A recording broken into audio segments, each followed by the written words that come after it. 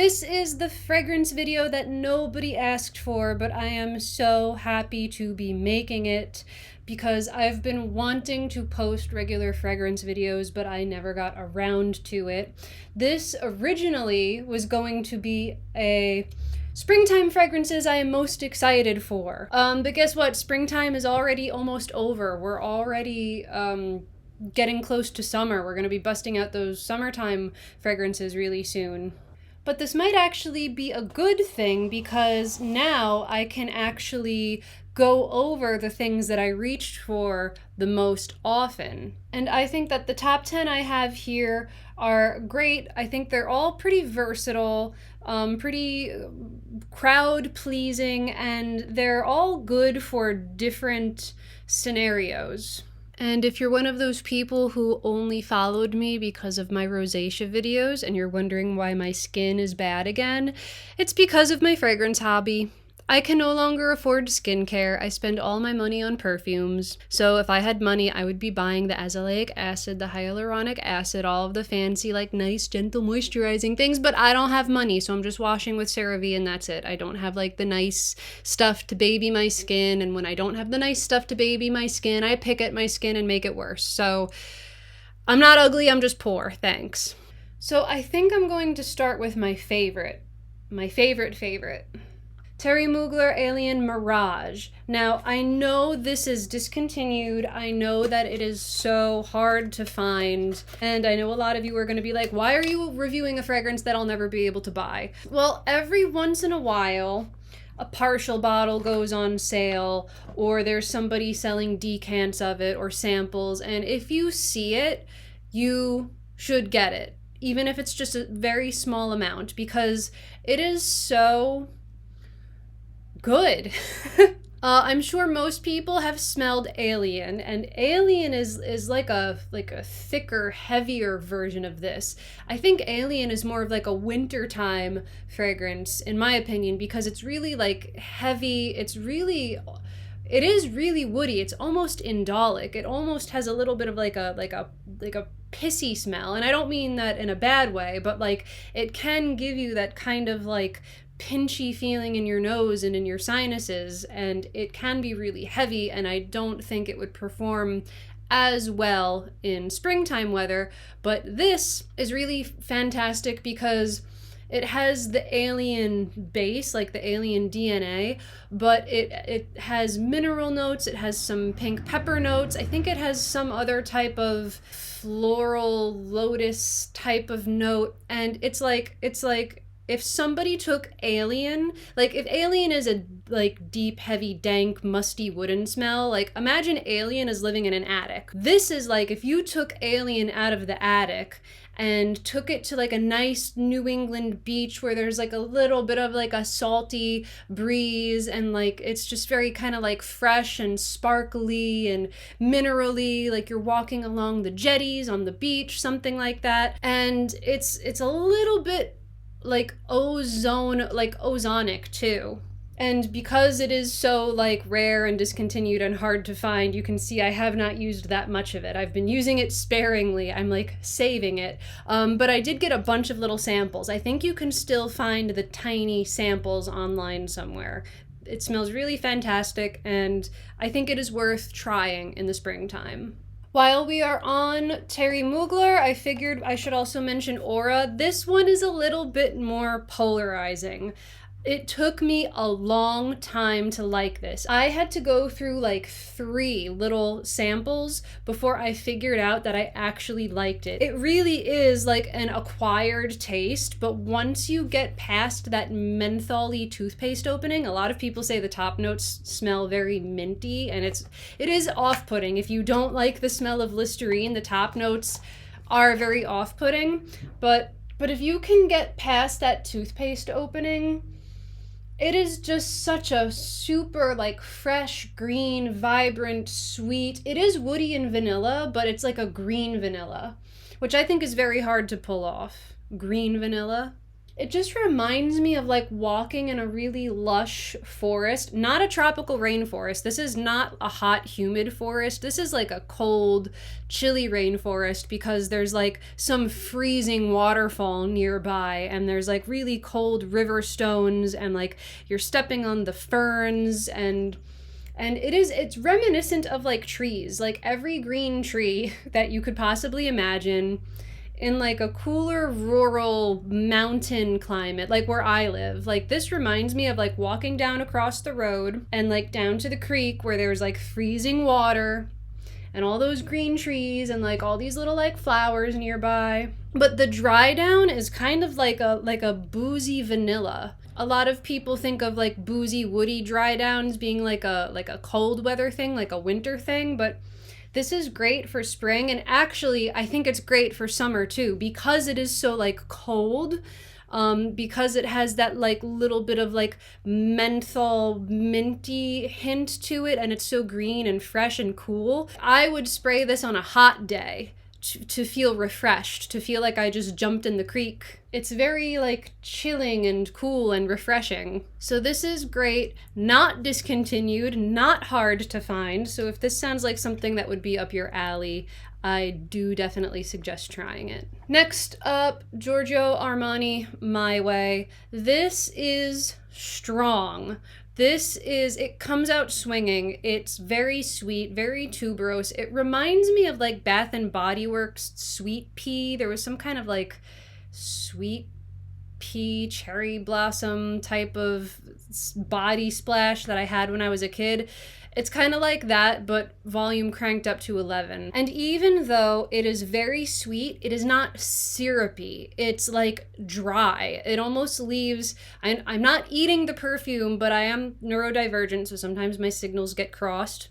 It has like a really dry, astringent feeling on my tongue. So it's not syrupy. It is sweet, but it's not heavy. And this lasts forever. I remember the very first time I sampled this, I was driving with my husband. We were driving from like New York to Pennsylvania, and we stopped at a mall in New Jersey to use the bathroom and like get a coffee from the Starbucks. And I was like, ooh, there's a Sephora. Let me go and like smell things while we're here. And I was smelling all these things and none of them really wowed me, but this one wowed me. It made an impression. And I saved the paper strip and I think I used it as a bookmark, and it lasted and lasted. Like it was weeks later and I would smell that paper strip and still smell it. So this lasts forever. Especially on clothes. It is very girly and it is very youthful. Like if I had to assign this perfume a personality, it would be like a 7-year-old girl that's going through her superhero phase and like jumping off the couch trying to fly. Sweet, cute, adorable, but sometimes a bit much, okay? But I think this would be really great for like like a brunch date with your girlfriends, going something outside, like wine tasting at a winery, out at a picnic table. I feel like it breathes better outside, and I feel like it will put the people around you in a good mood. So I've been reaching for this one a lot. I do have a travel spray also. Like I got a travel spray for myself because I was so obsessed with it, and then my husband got me this full bottle for like Christmas or for my birthday or something, and he didn't know that I had already gotten myself a travel spray. So luckily I have a lot of this, and it lasts forever and it's great for springtime. Let's move on to another Italian. So Valentino, I believe, is Italian, right? Voce Viva? It can't be Voce Viva. Voce Viva in Italiano. I do not have a full bottle. I got a sample because I'm poor. If I had money, I would definitely get a full bottle. I really like this. Supposedly the top notes are citrus, and I really don't like citrus on me. I think citrus on me can smell astringent and soapy and kind of like sour, like lemon dish soap. I don't like artificial citrus scents. But the citrus in this, at least on me, it does not last long. It goes right into that like slightly like woody vanilla. It almost reminds me of Feerie, which has like a really nice, like almost kind of fluffy smell to it. The only downside is this does not last as long. I think Feerie lasts longer, but it is also a little heavier than this. This is like the springtime version of Feerie. It's light, it's sweet. There's nothing obtrusive about it. I think some people might complain that it's boring or it's not worth the price, especially because it doesn't last very long. I like it a lot, and I think it's versatile. I think it's great. It's inoffensive. I feel like this is a good, just like everyday, maybe, I mean, it's a little expensive to be an everyday perfume, at least for me. I would say it's too expensive to be an everyday perfume.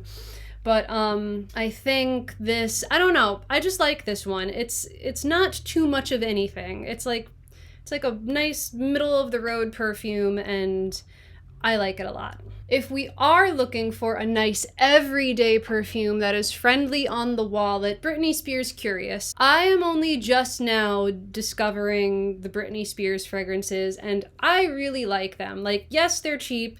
Yes, they don't last too long. Yes, some of them are a little too girlish or like too young, but like this just smells like, you can't go wrong with this. This just smells like the prettiest shampoo you've ever smelled. Like you just hugged a really pretty girl and got a whiff of her hair. It's clean, it's floral.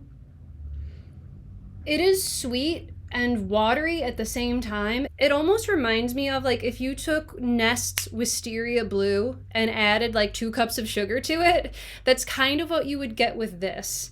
And I got a tester, so I don't have the little like jewels that hang off of it. But like you can get this big ass bottle. You can get like a big bottle, a tester bottle, for not a lot of money. And it really is like, this is a good everyday on a budget perfume where you just want to like smell pretty and smell clean and smell floral and fresh and uplifting. If you don't have any Britney Spears fragrances, they are worth trying out. Even if you hate it, you didn't spend that much money, but I find them to be really versatile. Like, I'm surprised. And there's a few more of these that I want to get. So thanks, Britney. Okay, next up is another pretty light blue bottle.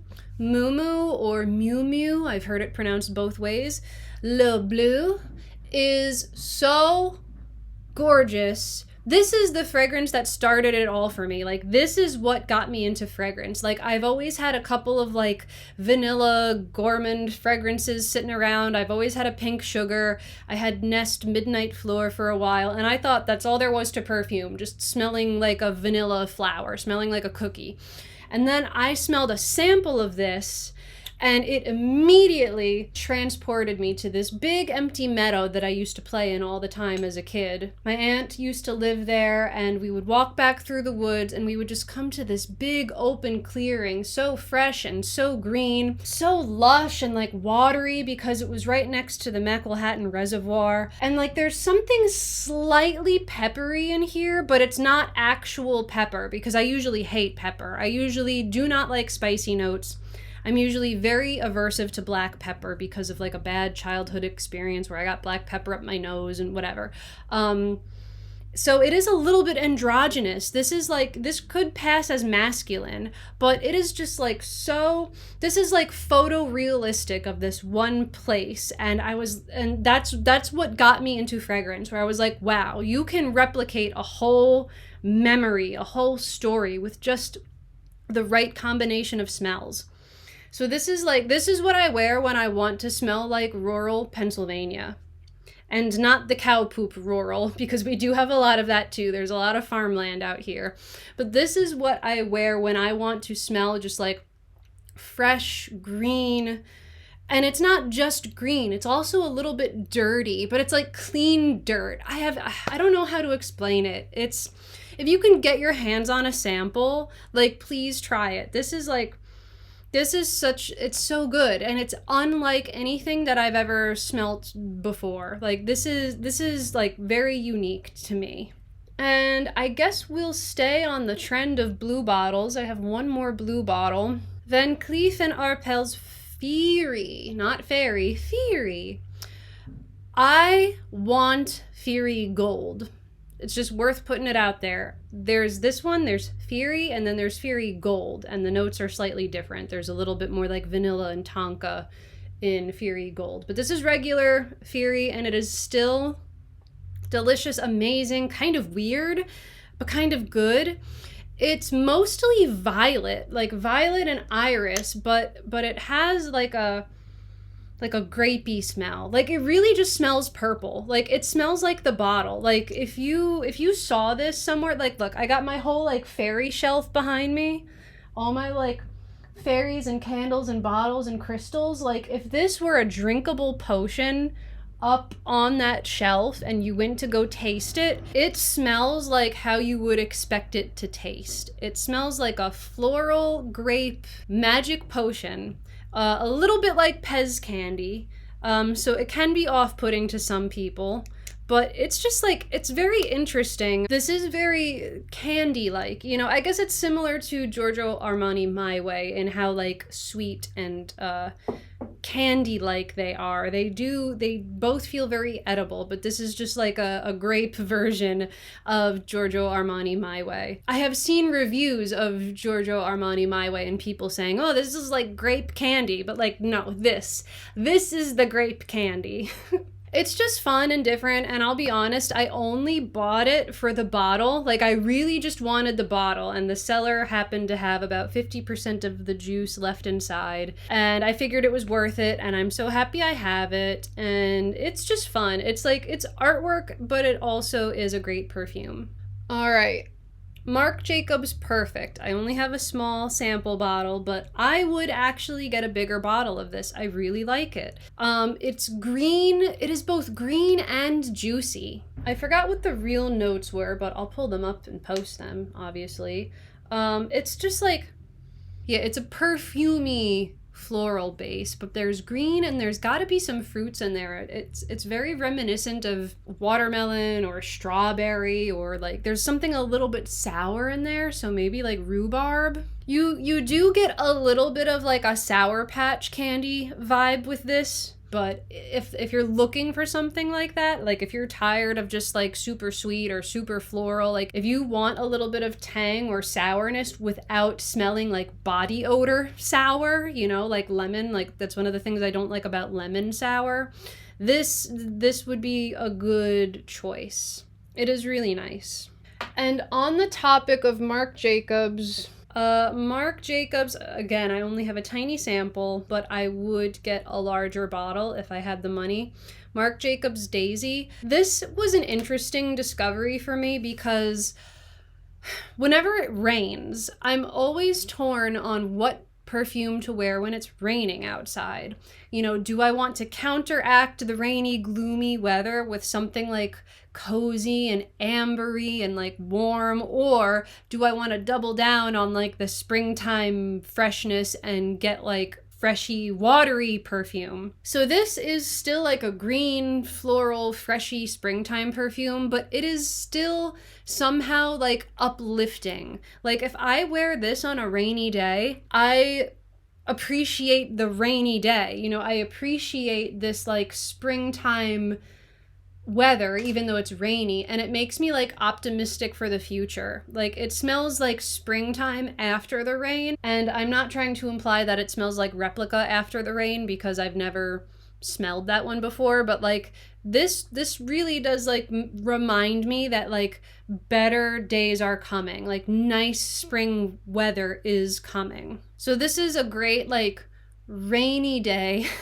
springtime perfume. All right, last one. I saved this one for last because I think it is not only the most expensive out of my top 10, but I think it's also the most polarizing. This is Kilian Good Girl Gone Bad. This is unique to me. I think it's great. It's very unlike the other yellow, white florals that I've smelled. But a lot of people complain that this smells like pepper and hot milk. And as somebody that hates pepper, I'm gonna give you a quick little like warning about this, but then I'll explain why I think it's great.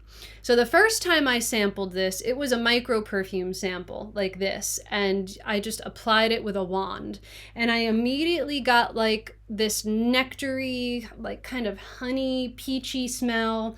I got like the heady daffodil, narcissus, yellow florals in there. It was like animalic and like savory, but also like really sexy and like, what's the word? Not juicy, but like sultry, I guess.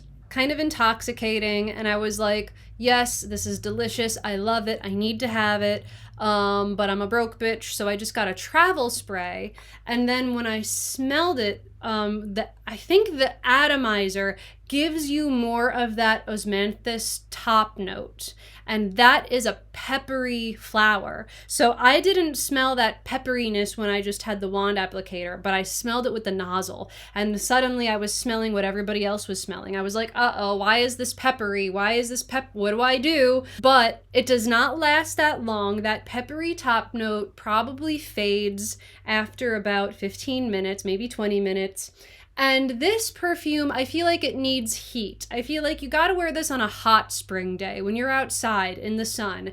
This performs really well when you're outside and you've got a little bit of like your own body heat and a little bit of your own sweat mixing with it, especially if there's like a breeze, you know, like a hot spring, almost summer breeze is really when like this performs the best. So I reach for this one a lot. I wish I didn't because it's expensive, but I do start a new job soon, so hopefully one day I'll be rolling in the dough and I can buy full-size bottles of all of these amazing fragrances.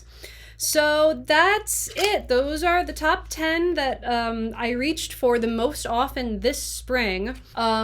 I'm really hoping I can make a summer perfume, like my top 10 most anticipated summer fragrances, because I have a bunch of summer fragrances that I'm really excited about and really want to talk about, but we'll see. Maybe it'll be like another 2 months before I get around to making another video, and then it'll be like this one where I just tell you what I reached for the most often. But I hope you liked those 10. I hope they made you a little bit curious to like branch out. Maybe you'll try something that you haven't tried yet. So thank you so much for watching, and I will smell you later.